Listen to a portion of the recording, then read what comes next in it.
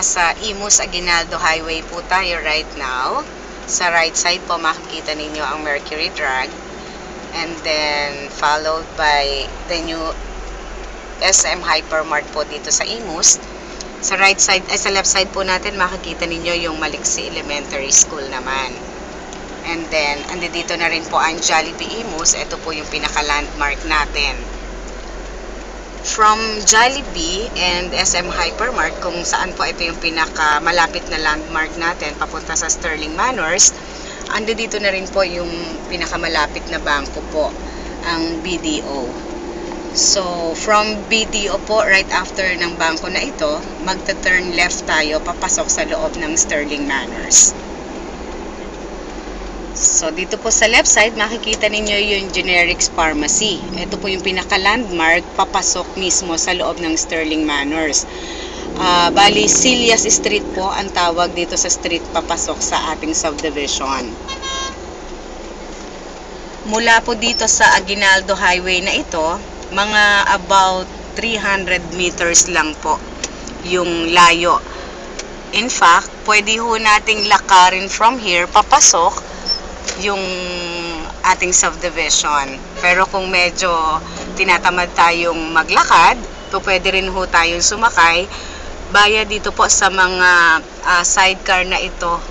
Bali, mula dito po sa entrance na to, 750 lang po ang singil nila hanggang 10 pesos papasok sa loob.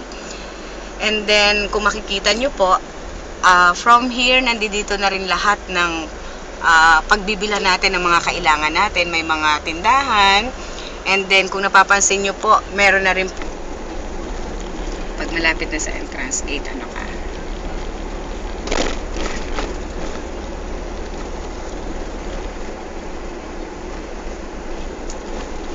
okay, so eto po, malapit na tayo sa entrance gate. Yung nakikita nyo po, ito po yung pinakang signage natin. Ayan po, Sterling Manors. Ito po yung entrance gate. 24 hours po ang ating security. Kung mapapansin niyo, ito po yung ating guardhouse. So, yung buong subdivision po is naka-perimeter fence yan. Okay. So, nasa 3 hectares lang po ang subdivision. About 300 units lang. Kaya, maliit lang po yung community natin dito. Lahat po ng turnover ng house is complete. Yung nakikita ninyo, ito po yung mga cluster ng townhouses na ino-offer namin sa inyo.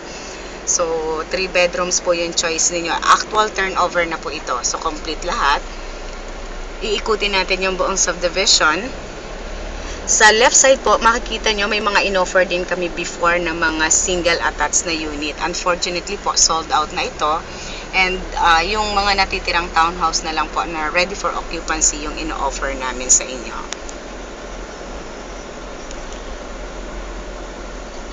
So, there are some na mga ongoing na yung improvement. Like ito po, for example, yung nakikita nyo, siya na yung naglagay ng extension ng gate.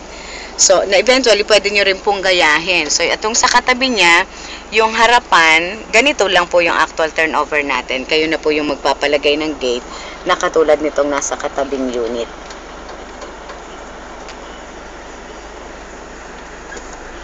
Okay, so yan po.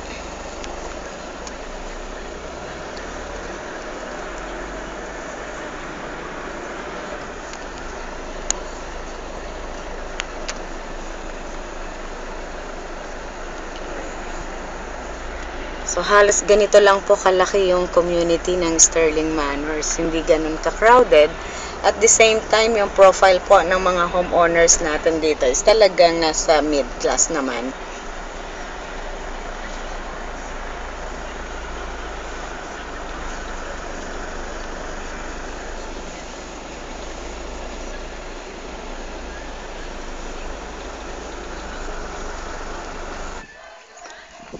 So, papasukin po natin ngayon yung actual na open unit for sale. So, bali, hindi ko na po papasukin yung merong mga furnitures para at least po makita ninyo yung actual. So, from here, ito po yung about 3.5 meters na excess lot ninyo sa harapan. Painted po ang turnover ng unit. Then, of course, flash door po yung gamit natin. And yung hamba po, ang ginagamit na natin ngayon, it's more of lahat steel na para iwas anay. So, yung flooring po natin, ceramic tiles yan. Actual turnover po itong nakikita ninyo. Painted po ang interior wall. Plain white lang po yan. And then, may steel casement po ang ating bintana. Okay, and then mataas po ang ceiling natin kung mapapansin ninyo. Ito pong ating countertop, gawa po ito sa granite. Ito na po yung actual turnover natin. And then from here, yung ating pong toilet and bath, naka-tiles na rin yan. Included na rin po yung mga fixtures like yung shower head. Hindi po dibuhos ang ating toilet bowl, di-flush po ito. Okay, and then from here po, ito yung ating actual turnover ng stairs. So, may railings na po iyan. And then yung ilalim, pwede nyo pong gawing parang stock room. Lagyan na lang natin ng covers. So, from here, akyat po tayo sa second floor. Ito po yung 3-bedroom units. So, sa second floor, kung sa ground floor po is ceramic tiles, dito naman sa taas, ang gamit po natin sa flooring ay vinyl planks. So, pag-akyat po natin, on the right side, yung ating bedroom 1. So, painted yan with ceiling na po. Of course, yung sa ilaw po, ordinaryong bumbilya lang po kapag tinurn over namin, kayo na po yung magpo-provide ng mas maganda or preferred ninyong mga ilaw. Ito po yung bedroom number 2. And then, of course, ito pong next na room, isang ating master's bedroom. So, once na turn over po namin sa inyo yung unit, kayo na po yung bahalang magpabago ng mga pintura kung ano po yung mas preferred ninyo. Okay, ang kagandahan po nito, ang ating townhouse unit, full 2-story talaga. So, mataas ang ceiling, hindi mainit. Hindi tayo, kumbaga, kahit hindi na tayo mag-aircon. In fact, marami ditong foreigners na nakatira na hindi rin naman nag-aircon. So, very safe po. Like, for example, tignan nyo itong ating stairs. Hindi siya isang dire-diretso na masyadong delikado, lalo na kung may mga kids.